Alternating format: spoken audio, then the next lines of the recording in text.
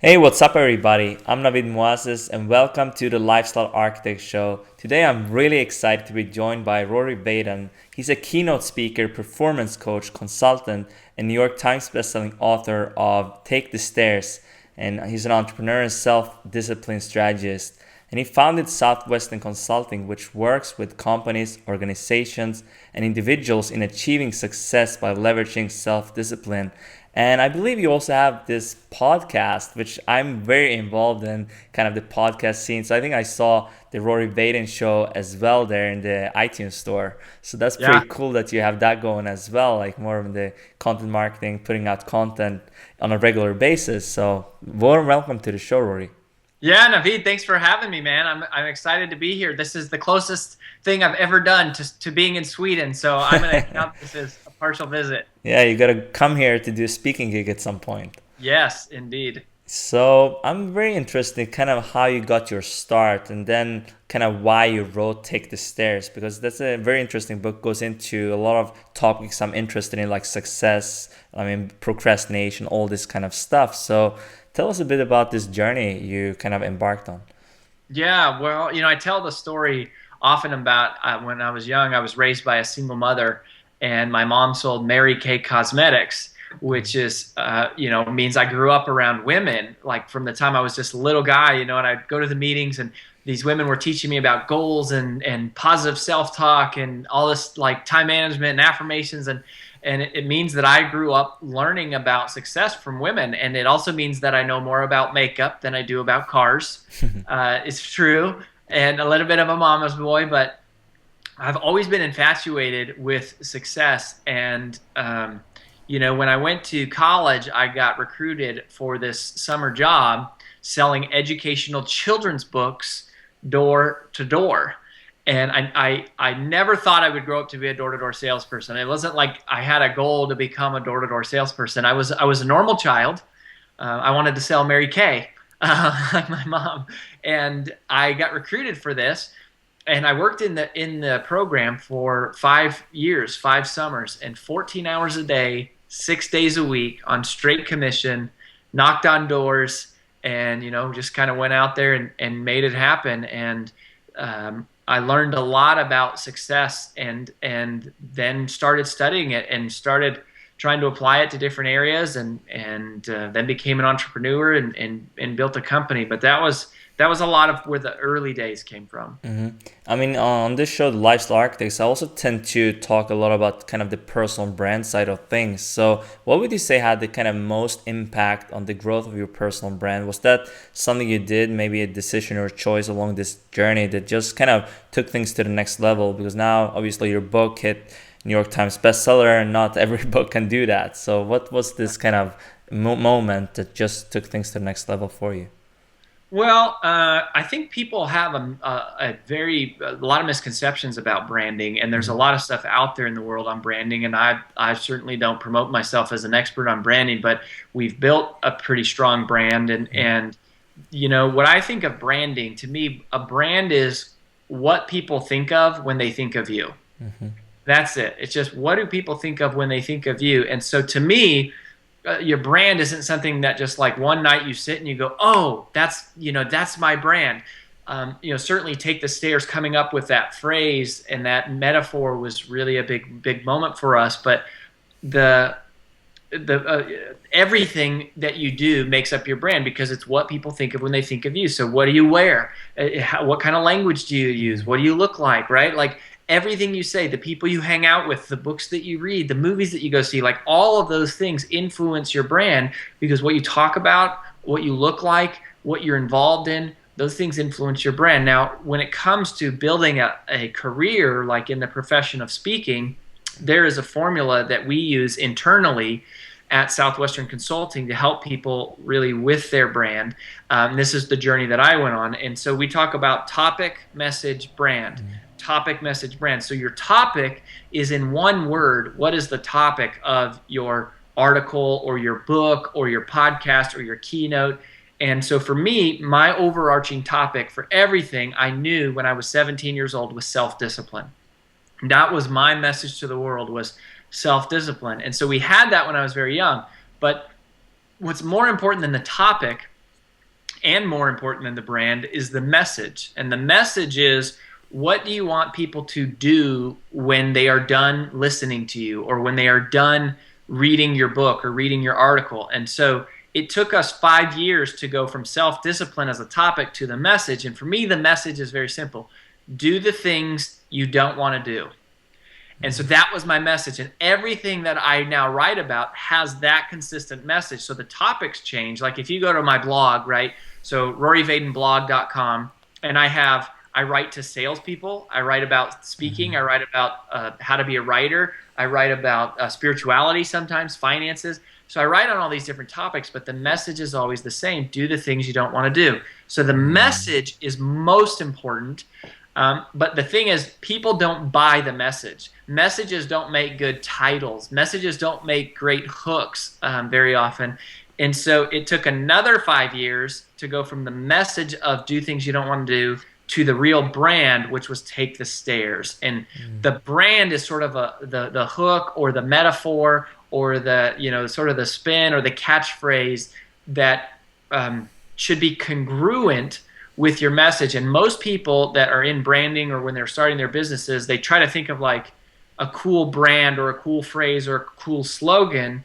And that's a mistake, in my opinion, because the brand isn't as important as the message. You got to start with the message, and then you find the brand, and there should be absolute congruency between the topic, the message, and the brand. So that's that's my little anecdote on branding. No, I love how you put this actually, and it's so true that your brand is what other people say about you when you are not around, and Right. it's really how they perceive you, and that's what you've done. I mean, you have your name.com as roryvaden.com, and that's really making you can change whatever you can speak about one topic one day, since your message is all kind of aligned with what you're talking about. So I mean, that's why I always suggest if you don't have like your topical domain, maybe you could go with your own domain so you can change and like pivot down the road. Yeah. And so I agree with that. It always is weird when people have their Twitter handle or their Facebook page or something as like, leaders something. And it's like, that's great. But if 5 years down the road in your career, you want to start talking about something else, then you're kind of locked in. And so, using your name is one thing that will never change. But I will say, so, Southwestern Consulting is the company that we built. And when we started that, there were only 4 of us. And even though there were 4 of us, we very specifically decided to build the company around a brand name, which was not based on a personality, but based on principles. And that was a really smart move, because now we have 93 full-time team members in our company. And as an entrepreneur, it has grown. And when you think about being an entrepreneur and selling your business or branding it, a mistake that a lot of entrepreneurs make is if you want to sell your business or grow it or transfer ownership someday, branding it on your name, I typically say, is not a good thing, because then you're so closely aligned with your business, you can't sell the business because the business doesn't work without you.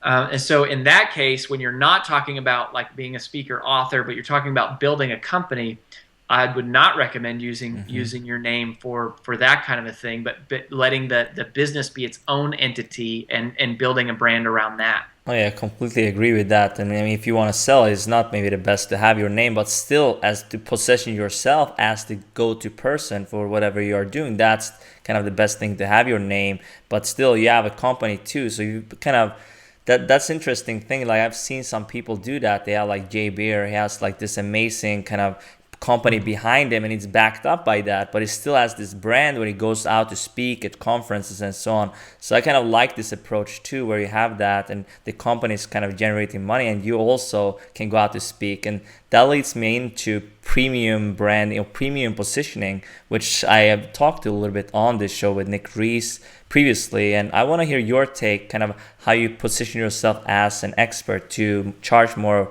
premium prices. Well, it's funny because a lot of times people think about, they go, okay, so how do you become a New York Times bestselling author? Or how do you get, to be a $25,000 keynote speaker and you're speaking in front of 5 or 10,000 people, and how do you get there? And, there's a lot of answers to that, but to me, the most profound answer, and the answer that really, really drives that, is to not be focused on yourself at all, but to really ask yourself the question, what problem do I solve in the world, and how can I be of service to the world? Like, what can I provide to the world? And so for me, a big turning point in my career was when I figured out, self-discipline is my message, but the problem that I solve is procrastination. And procrastination is ubiquitous. It's something that we all struggle with in these different areas of our lives. And of course, in Take the Stairs, I talk about, like when I wrote Take the Stairs, and our team at Southwestern Consulting, really got behind that book. It wasn't so much that we were setting out to just write a book that would change the world. The irony is that now it's in 11 languages and all this bestseller stuff, and it's been really exciting.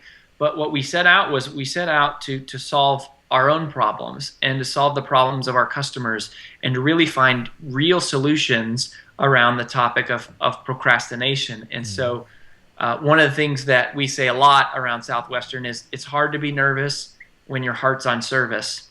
And if you focus first on solving a problem and being useful to the world, then to me, that is the fastest strategy to really develop expertise. Because otherwise, what you're doing is you're creating this facade of like, I'm so great, or I'm so important, or look at me, and that it's actually very shallow, and it doesn't last long. Even the thrill. I mean, the incredible thrill of seeing your book hit number one on the bestseller list, number one in Wall Street Journal, number two in the New York Times. In my case, it wears off pretty quickly, and there's a lot more satisfaction in going, what problem do I solve, and then talking about that problem. And so and Take the Stairs, as you know, Naveed, I lay out these 3 different types of procrastination, which we didn't even know about until we really tried to dig deep and go, what is the problem?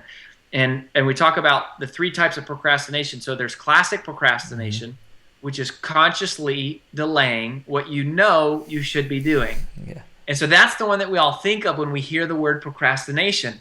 But that's not the most dangerous type, because we know when we are doing it. And so as we really look deeper into our clients' lives and into our own lives, and into my life, I realized that I actually self-identified another form of procrastination, which I created a term that I really love, and it's a little bit more sophisticated, a little bit more academic, a little bit more intelligent sounding. And so rather than calling what I have procrastination, I invented this new term called creative avoidance. And creative avoidance is different because it's unconscious. It's an unconscious form of procrastination where we fill our day with stuff, with menial work and trivial work. And we can be working long hours, right? We can be in the office all day long, but there's all of this stuff that fills our lives. It's busy just being busy. And then the third type of procrastination, which we never ever would have even gotten to if we were focused on asserting our expertise rather than focused on solving a problem, we never would have even found the most powerful form of procrastination, which is what we call priority dilution. And priority dilution is really the new procrastination. It is when we allow our attention to shift to less important but more urgent tasks. And that little catchphrase, priority dilution, is only a couple paragraphs in Take the Stairs, but all the major national media we got and TV shows was based around that word. And so we actually took that word, or that phrase, priority dilution, and that became the whole subject of our new book that comes out this January. It's all about diving deeper into priority dilution, because that hit a chord with people. And they love Take the Stairs, and they go, but well, boy, I would also love to learn more about priority dilution. And so that was the focus of our whole next book. This is interesting, because I read somewhere that you actually coined this term, right? So that's amazing. That's really like branding at its best. So that's people, they want you on their TV show or podcast to talk just about this, because I mean, you came up with it. I think also Derek Halpern, he talks about different things in terms of like different solutions he has for his brand, and he came up with words for like superpower solution and different things, feature box, and that's what he uses. And that's why he can go on different podcasts and just talk about this stuff, and that's the same case you did here. So I think that's really great branding and really like coming up and being a little bit creative with it. Yeah, and if you focus on what is the problem that I solve, and procrastination is a huge problem, and it's we've basically dedicated our life to understanding it, and that is where Take the Stairs came from, right? Because if the last time you were in front of a set of stairs and an escalator, the classic question we always ask people is, did you take the stairs? And for most of us, the answer is no. Most of us take the escalator. We look for the easy way. We gravitate towards the path of least resistance. We look for the shortcut, and which is fine in that essence of that scenario. But when you sit down with successful people and you ask them, what is the truth about success? How did you get to where you are? The story is always the same. The story is, I did the things I didn't want to do, but I knew I needed to do them. And in one word, that's discipline. It's self-discipline. And that is the question. Do you have the discipline to do the things you know you should be doing, even when you don't feel like doing them? And so Take the Stairs became the mantra, the rallying cry. It became the title and the hook and the brand that was aligned with do things you don't want to do, the topic of self-discipline, and solving the problem of procrastination, and dedicating our lives to really understanding procrastination. And so Take the Stairs, I think part of why it has just spread so quickly around the globe is because Take the Stairs is really nothing more than these 7 misconceptions that people have about self-discipline. And when you read Take the Stairs, you realize that self-discipline isn't as hard as you think when you know how to think about it the right way. And so again, it's all rooted in this foundation of service, of trying to really help people, and that's where your true credibility and expertise comes from. Yeah, that's powerful, because personally, like before I started even my business and started like doing podcasts and started doing interviews with people, there was in mid-June of 2013. I've been procrastinating for a year or something like that. I wanted to get something started, and I was talking to people, posting on Facebook and so on, but I didn't do anything. And then it just hit me, I really have to get something going. And, it was just a moment. Pat Flynn had something for his upcoming book, and I reached out and I just did the interview. I was so scared. I've never done a Skype interview before like this one, but then I just went out there out of my comfort zone and did it. So that one step kind of take the stairs, as you say, you have to really do it. So I think that was really how can you get people to take more action like that? It's just getting out of your comfort zone. Sounds so easy to say, right?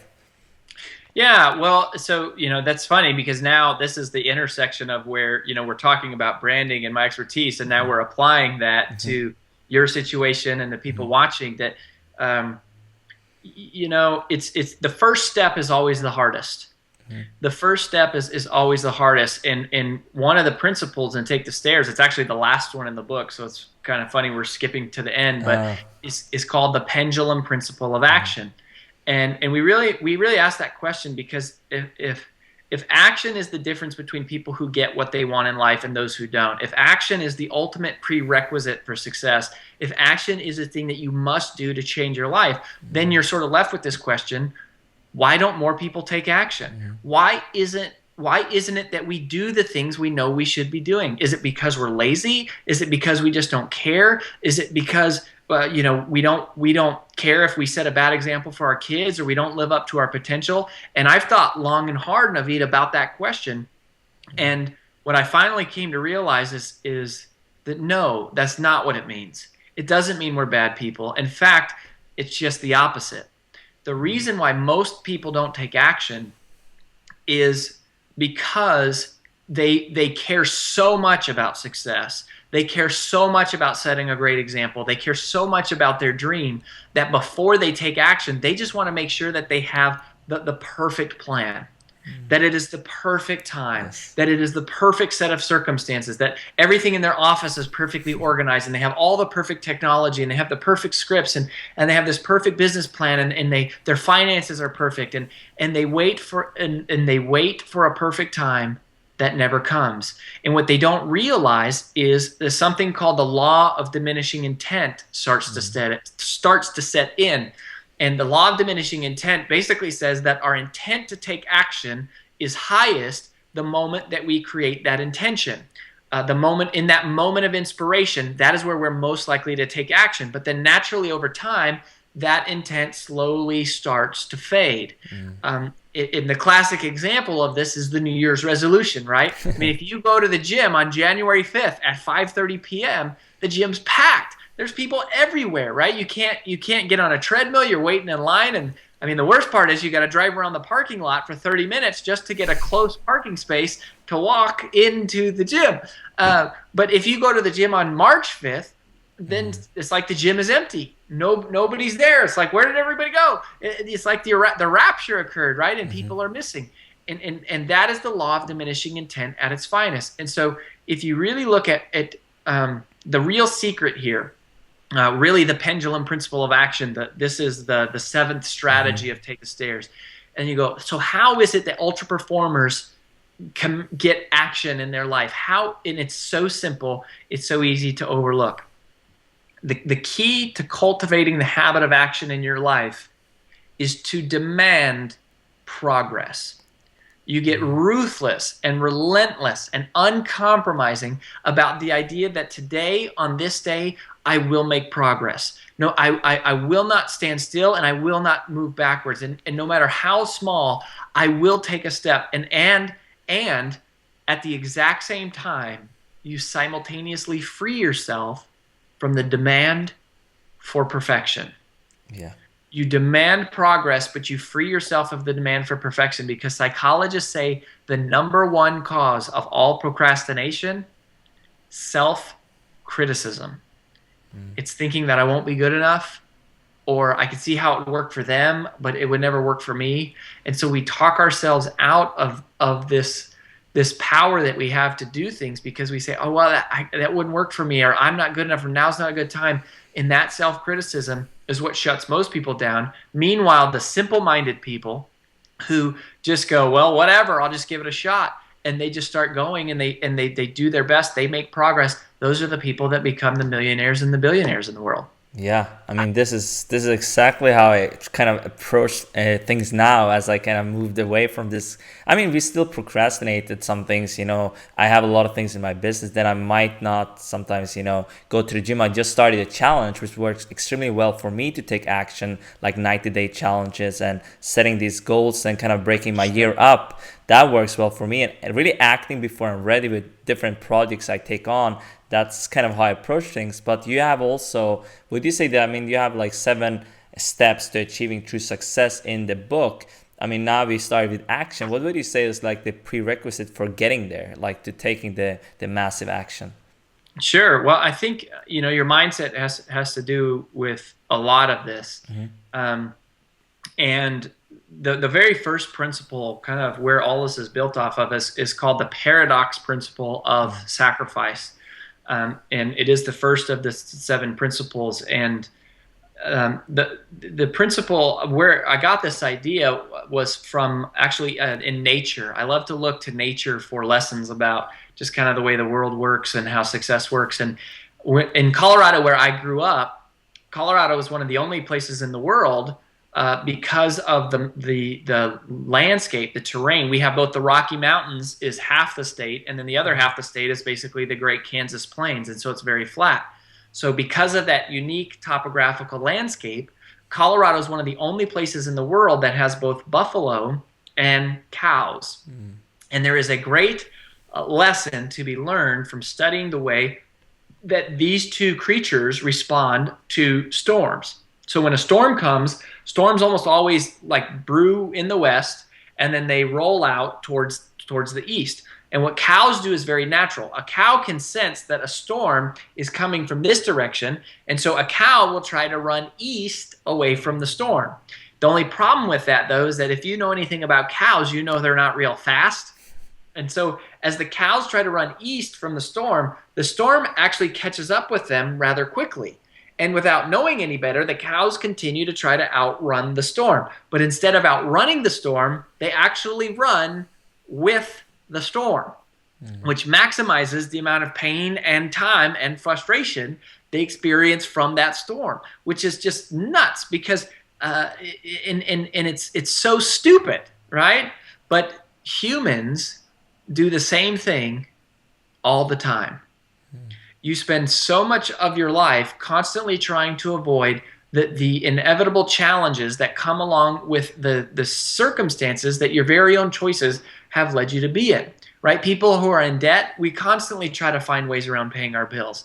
People who are unhealthy are always making rationalizations for why it doesn't matter or why we can't make that change. People who have a dream of starting a business can never get themselves over that hump. And salespeople try to avoid making sales calls. And the key insight that the ultra performers had made that is really different from everybody else is that an ultra performer realizes problems that are procrastinated on are only amplified. Problems procrastinated on are amplified. In other words, waiting always makes it worse. Now, what buffalo do, on the other hand, Naveed, is very unique for the animal kingdom. What buffalo do is they wait for the storm to cross like right over the crest of the peak of the mountaintop. And as the storm rolls over the ridge, buffalo will turn and then they will charge directly into the storm. And so they charge at the storm, and by running at the storm, they run straight through it, which actually minimizes the amount of pain and time and frustration they experience from that storm. And here's what's crazy about it is the great paradox here is what seemed like the easy way, running away from the storm, is actually what created the more difficult life. And what seemed like the hard thing to do, running at the storm, is what made the storm pass easier. And it's the same way in our life. And so that brings us to what we say in the Take the Stairs book is the paradox principle. And it simply says this: easy short-term choices lead to difficult long-term consequences. And then meanwhile, difficult short-term choices lead to easy long-term consequences. So the great paradox here is what seems like the easy way in life: eating whatever you want, saying whatever you want, buying whatever you want when you can't afford it, right? Like any indulgence that seems easy in the short term is the thing that makes your life more difficult. And inversely, the things that seem like sacrifices, going to the gym, working hard, like saving your money, investing money into getting coaching and personal development, those things that seem hard, those are the things that create the easier life. And so the irony of procrastination is we procrastinate on things because we think they're hard and we try to avoid paying the price. But the reality is you always pay a price. You either pay the price now, today, or you will pay it later with interest. So procrastination and indulgence are really nothing more than creditors that charge you interest. This is very interesting, this with the buffalo and the cows there and with the storm. I think that's powerful, and that also leads us to something else like you have in your book, which I find very important for myself, is really like commit to something. You know, when I say I'm gonna do this, really committing to this, like I'm doing this like a branding summit, you know, it's when this airs is going to be live already, but I'm like committed myself to just focus on this one thing, and all the other things I do still, but this is my sole commitment at the moment. And that's kind of how I see this now. Like with commitment, it's like it got a whole nother level when I started a business that I really need to do it. Yeah, well, the second principle in the book, what you're talking about, is called the buy-in principle of commitment. And the buy-in principle simply says the more we have invested into something, the less likely we are to let it fail. And so the irony is in the escalator world that we live in, we're cows, right? We run away from the storm. We procrastinate. We put stuff off. And the same is true with our commitments. Most of us, while it's easy to understand the buy-in principle academically, right? Like the more we have invested into something, the less likely we are to let it fail. That makes sense. But pragmatically, it's a very difficult choice to live your life by, because most of us don't invest more into the commitments that are difficult. Most of us keep commitments conditionally. So we keep commitments as long as they're convenient to do so. But the moment it becomes inconvenient to keep our commitment, typically we start questioning and challenging that commitment, and we start rationalizing ourselves, saying, well, you know what? Maybe I shouldn't do this. Maybe it's not that important. Or I can do this and this and this and this all at the same time.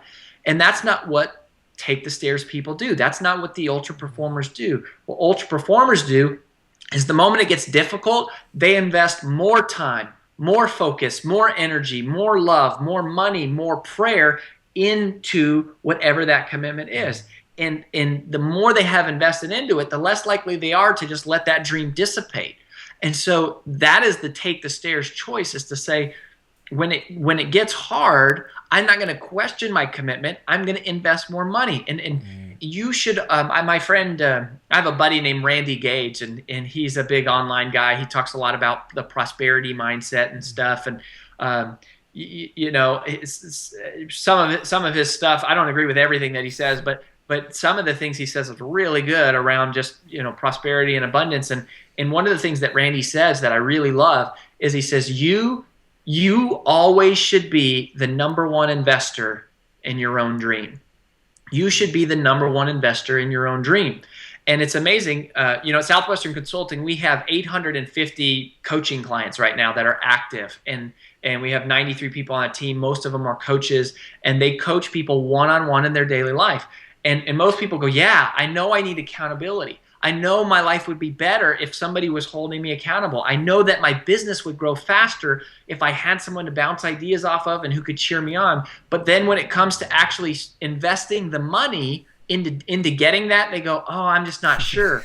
I can't afford it. And it's like, you're missing the whole big picture. You have to invest that money. And the top producers in the world, they're the ones that spend the most money on coaching and on webinars and on books. I mean, I've spent over $25,000 on one coach for 2 months, just for a short period. And it's like top people do. They spend that money because it's not spending it, it's investing that money. And they know that there's no such thing as a sacrifice, really. There's just a short-term down payment on these rich future blessings. And so you got to ask yourself, if you're serious about your business, are you investing money into it? Are you getting the tools you need? Are you getting the coaching? Are you getting the knowledge? Wherever it comes from, there's lots of places you can get it, but you cannot. Your business will never outgrow the size of your own personal growth. So you have to be growing and you have to be investing, and that investment is a demonstration of that commitment. And as you invest more, you become less and less likely to fail because you're less willing to fail, and because you are building the skills and the knowledge you need in order to succeed. So it's this paradox of it's like the way to I just did. It's funny, Naveed. So my wife and I, we just celebrated our 4-year wedding anniversary last weekend. Congrats!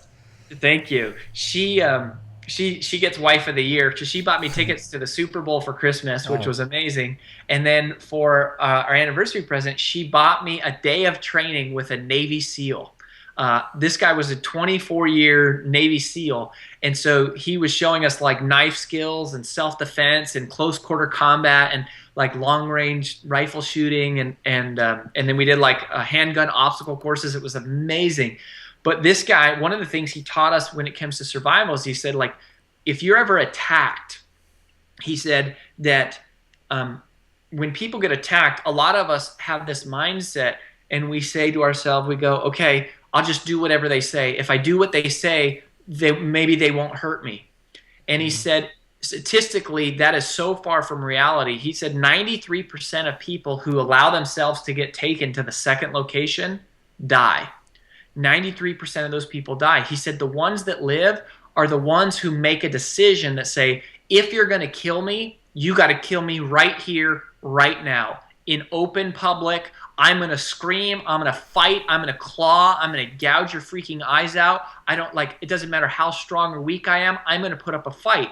And it's the people who make the decision that they are willing to die. Those are the people that live. All of the people that say, just do what he says and hopefully, he doesn't hurt me. Those are the people that die. It's a total mindset thing. and it's counterintuitive to the way most people operate. It's a take the stairs choice. It's being willing to do the things that most people aren't willing to do. It's that buffalo mentality, and it's simple choices, but they're not easy choices. But it's that discipline and that commitment to take the stairs. Yeah, I mean, it's so interesting to talk about these things actually. And self-education, like as you said, like investing in yourself. I mean, even if you don't have a lot of money, like reading books, and that's like you can like read your book, you can read a lot of other books as well, and that's a cheap investment in your education. And personally, that has completely transformed my business and life. I mean, I've taken coaching and been in masterminds and so on as well. But if you don't have the investment right now, read books. That's probably my That's right. best advice to do. Always. It's like there's no reason, doesn't matter who you are, there's no reason why you can't be reading books. And I read books like crazy, right? I mean, I read books like crazy and listening to podcasts. I mean, sometimes I look at my own blog and I go, this is insane. People should pay $1,000 a month to be able to read this, because it's like I post the best of the best stuff. There's nothing I hold back. It's not like you have to buy the books to get the secrets. It's like we're giving you the secrets one little nugget at a time, and it's like there's just no excuse. Like there's so many blogs that have so much free advice, right? And then really when you buy a book, what you're paying for is the organization and the editing and the synthesis of the ideas, because it's like I'm all of my freshest, newest, best ideas, they're all available for free. RoryVadenblog.com, and it's like the excuse of not having money or not having access, it no longer exists in the world. And it's always been exactly that. It's always been an excuse, because the reality is, if you're not living your dream, it's not because of any of that crap. It's because you're not willing to do the things you know you should be doing, even when you don't feel like doing them. You're not willing to take the stairs, because if you were, you would be doing those things, and you'd be taking the stairs, and you'd be focusing on progress and not perfection, and you would be making progress. And one day you wake up and you look back and you go, it's amazing what I've accomplished. Like it's amazing. Like I still to this day, and it's like we have a big company. We have a multi-million-dollar company. We do training in 35 countries. I mean, one of our clients is Google. Like, how many companies can say they coach Google and DirecTV and Verizon? Like some of these Verizon Cellular Sales, some of these big companies. And yet I look at my own business, or our business at Southwestern Consulting, and I go, oh my gosh, we don't know what the heck we're doing. Like our website needs to be updated, and we need better blogs, and we need better e-zines, and we need a cooler podcast and more technology.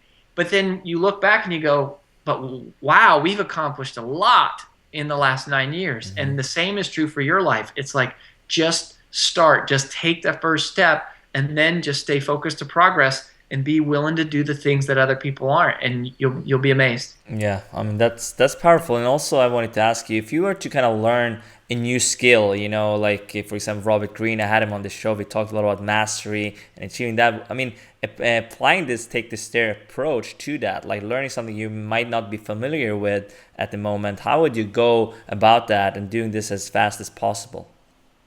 Well, I think that that is my strategy always, is just to dive in as much as possible. And I first mastered the speaking skill, was a huge thing, and people see me on stage in front of 5,000 people, and they go, oh my gosh, he's such a gifted speaker. But what they didn't see is that I spoke 304 times for free. And it was like in the back of a restaurant to 2 people at some local chapter of some club, before I ever got paid to go out and speak. And nobody wants to do that, but that's the way you throw yourself in. And then I wanted to be a writer, and so it's like I started blogging every day, and it's like I'm not a great writer. And then what happens is a couple years go by, and you go, wow, I'm a pretty freaking good writer.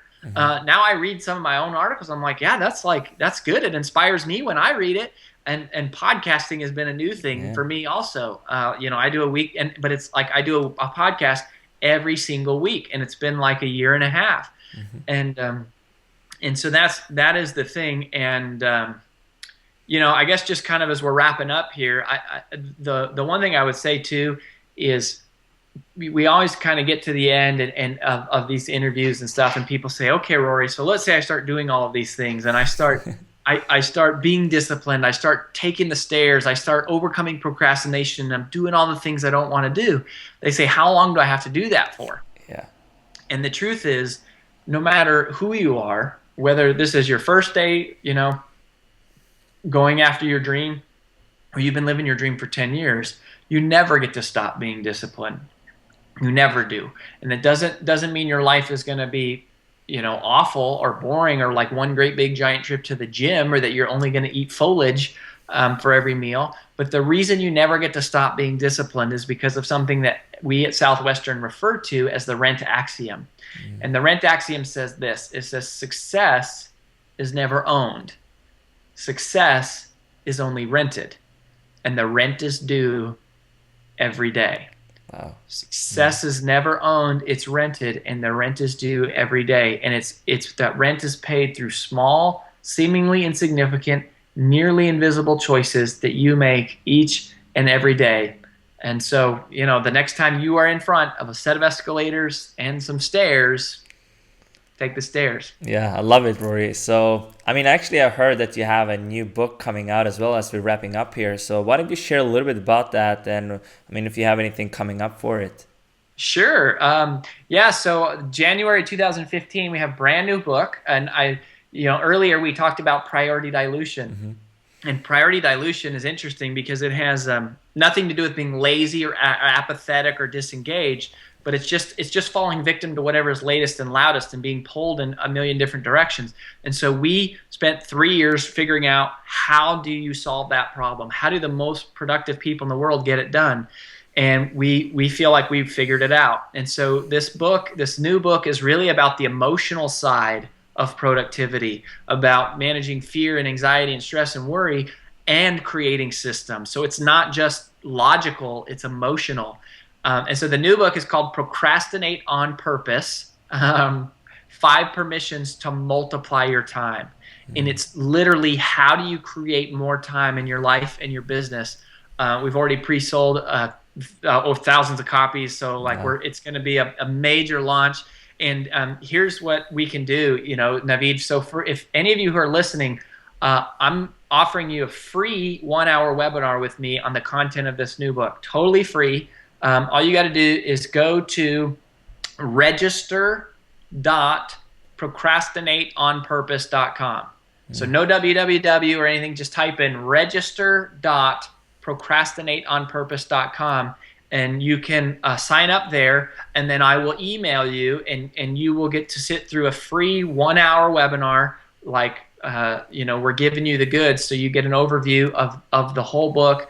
And I would encourage you to go and check that out. Oh, definitely. That's so valuable. And I will actually link everything up we talked about today also over at navid.me/48. So there you can also find the link to the webinar there. So any final words, Rory, before we say goodbye here?